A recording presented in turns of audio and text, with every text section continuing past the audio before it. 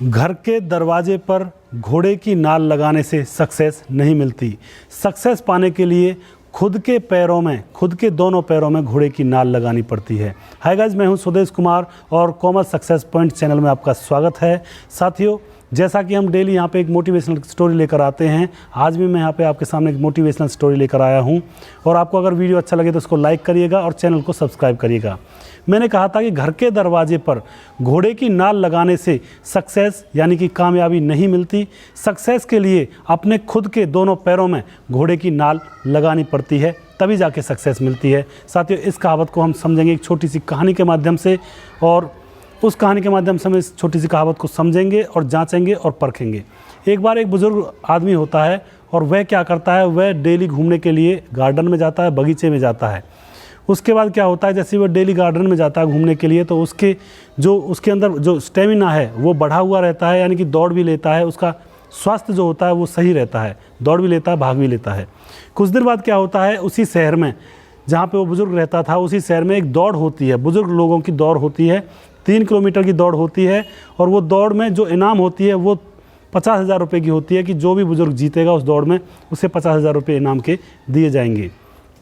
तो साथियों, वह बुजुर्ग दौड़ में घूमने के लिए जाता है, दौड़ने के लिए जाता है। तो वहाँ पे जाके दौड़ के लिए जब खड़े हो जाते हैं, तो लाइन में जब खड़े हो जाते हैं सारे बुजुर्ग, तो वहाँ पे एक बुजुर्ग औरत भी होती है जिसने साड़ी पहनी हुई थी और पैरों में चप्पल नहीं थी। वह दौड़ने के लिए वहाँ पे खड़ी हो जाती है। तभी सारे बुजुर्ग ये चर्चा करने लगते हैं कि ये औरत किस तरह से तो भाग पाएगी और किस तरह से ये दौड़ को जीत पाएगी। इसके तो पैरों में चप्पल भी नहीं है और इसने साड़ी पहनी हुई है, इससे तो दौड़ा ही नहीं जाएगा। तो साथियों, तभी बात खत्म होती है बुजुर्गों की आपस में, तभी दौड़ स्टार्ट हो जाती है। तो वो सारे बुजुर्ग लोग दौड़ने लगते हैं और वह जो बुजुर्ग औरत होती है 66 साल की, वह भी दौड़ने लगती है।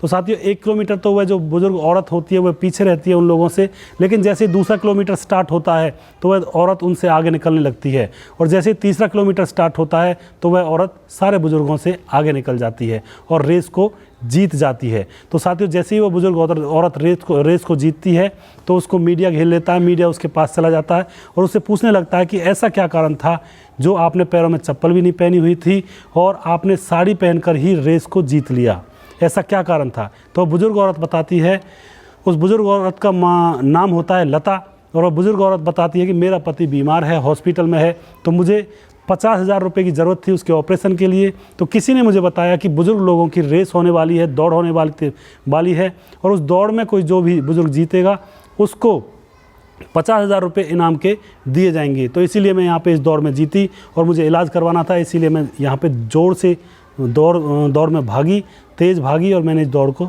जीता। तो सारे लोग ये बात सुन रहे थे, सारे लोगों को उस औरत पर दया आ गई। तो सारे लोगों ने उस औरत की मदद की और उनके पति को इलाज के लिए पैसे दिए, और उनका पति आज ठीक है और अपने घर है और सेफ है। तो साथियों, इस कहानी से क्या शिक्षा मिलती है? इस कहानी से हमें यही शिक्षा मिलती है कि जिस दिन आपने अपना टारगेट डेडिकेशन के साथ डिसाइड कर लिया, उस दिन आपको जीतने से कोई नहीं रोक सकता। साथियों, हमें अपना टारगेट फुल डेडिकेशन के साथ डिसाइड करना चाहिए। उससे क्या होता है कि हम फिर कामयाब होने में हमारे 100% चांस बढ़ जाते हैं। कई बार कुछ लोग असफल क्यों होते हैं? क्योंकि उनके जो टारगेट होते हैं वो 100% डेडिकेशन के साथ डिसाइड नहीं होते हैं। इससे प्रभाव क्या पड़ता है? इससे प्रभाव यही पड़ता है कि वो इंसान जीवन में कभी भी कामयाबी प्राप्त नहीं करता है और वह कामयाबी को तरसता रह जाता है। कामयाबी के लिए उसकी आंखें तरसती ही रह जाती हैं। तो साथियों, अपने जीवन में जो अपना टारगेट है उसको पूरे डेडिकेशन के साथ उसको डिसाइड करिए, निश्चित रूप से उसको प्राप्त करिए। तो साथियों, आप निश्चित ही अपने लक्ष्य में कामयाब हो जाओगे और सफलता को प्राप्त कर लोगे, अपने जीवन में कामयाब हो जाओगे। साथियों, मुझे उम्मीद है आपको एक छोटी सी स्टोरी आपको पसंद आई होगी, और नेक्स्ट मोटिवेशनल स्टोरी मैं कल फिर लेकर आऊँगा आपके सामने। तब तक के लिए सावधान रहिए, होशियार रहिए। कोरोना बीमारी चली हुई है, इससे बचिए, और कल मैं फिर आपसे मिलता हूँ। तब तक के लिए धन्यवाद।